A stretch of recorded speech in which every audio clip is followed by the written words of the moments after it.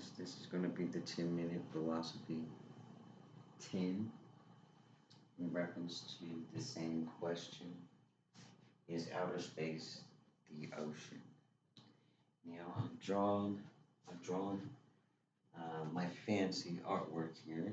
Yes, fabulous, isn't it? Yes. This is a diagram of the womb. The womb, if you think of the woman's womb as we know it, the base here, right?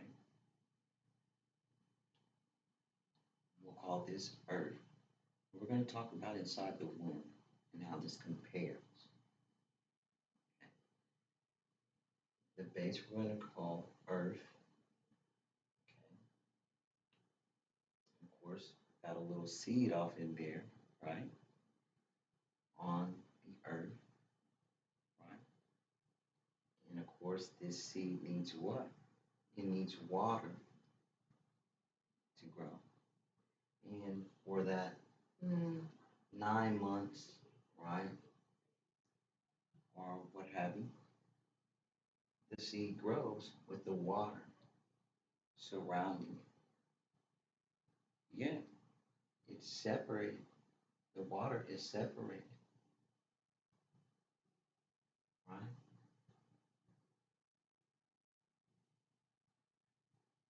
from the actual earth. You see.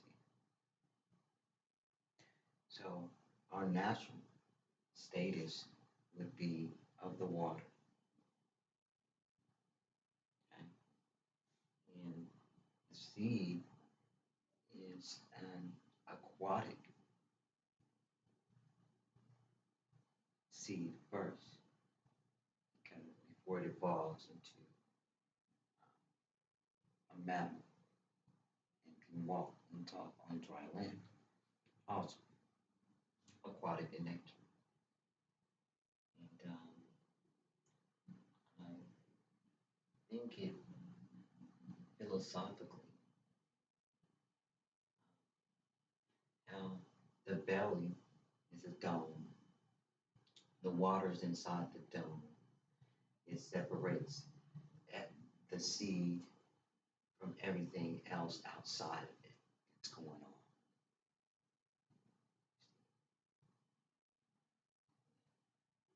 And the water is separated from the water. So once the seed comes out, it's born, the baby, yeah, that water, and it's still water outside. It's water in and it's water out. So philosophically, I feel like, yeah, this is us. We're in this dome, okay? We have our oceans inside, right? But there's a bigger, greater, vaster ocean and a lot of other things going on outside of us. So I mean, it's almost like we're babies still in the womb that haven't been quite born or reborn yet. It's the knowledge of maturity and learning, how to get past or break free, right? Break free from the dome.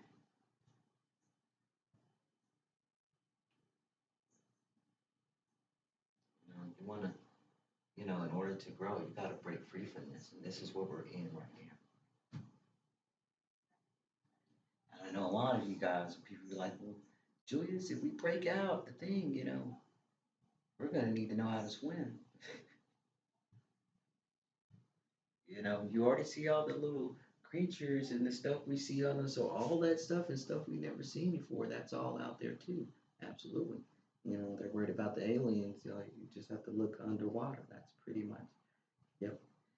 And in other things, you think about the megalodons and things of this nature. And, I mean, that's when things were in, and then things that were trapped in, and then, they're still there. They're still there. was like this. Okay, we have to get to an understanding here. You see, I'm keeping the gloves on. I really don't want to take the gloves off. Right? I'm trying to be gentle, obviously, because I take the gloves off on a few other 2-minute philosophies, but here we are. Okay, so in order for us to really get to a level of advanced level of technology, we would need some kind of craft, right? A ship. Right? Remember in Genesis, it said God hovered over the deep waters. Right? But the waters were below and above God, and God was surrounded by this, but God could hover through the deep waters. So God, obviously, according to sacred and holy texts of any kind, referencing Hebrew language into Greek or any other language. Okay? From Hebrew. Hebrew, right? That God hovered. So if God was hovering, this would have had to have been a ship.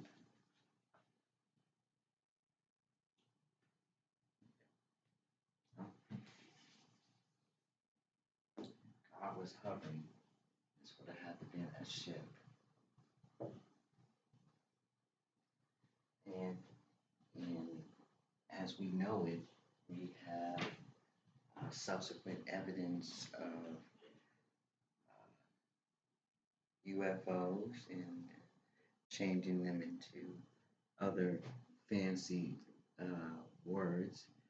Uh, we're going to reference, well, I'm going to reference them as highly advanced technological beings. Do you understand?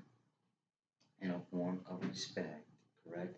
Because as we see, God has this ship, and they're given all these fancy names, but what they know is God. This is who you're talking about. This is who you're talking about. You see, meaning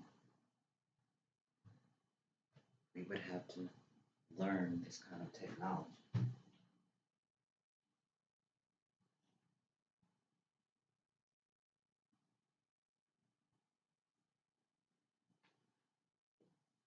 Or it be taught to us. And like I was stating a few seconds ago, there's evidence that people have seen these ships go into what? The water. They've seen the ships going in the water. And of course, we've seen them in the air. We've seen them in the air. We've seen them in the air. And we've seen them there. Does this remind you of the outer space that we're talking about? Okay, yes, this is outer space, but it's also the ocean. We're able to go above and below. And you're going to need a craft, ship, some kind of craftsmanship of advanced technology to do this, which we already know that. And if we've seen such a thing and they really approached us, we would automatically believe this was God.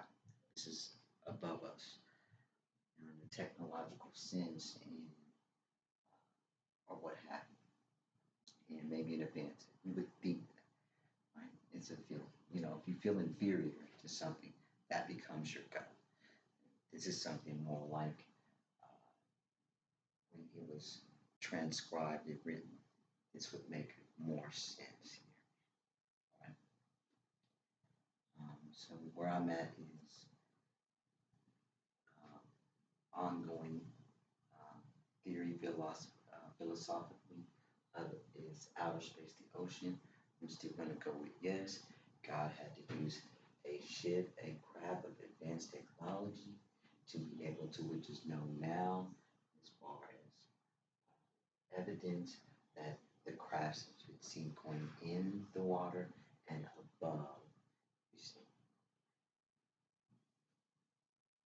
remember the same God that hovered over the deep waters that were all around was divided the firmament from the waters from above and below, creating the earth and the heaven. Now, see, the ocean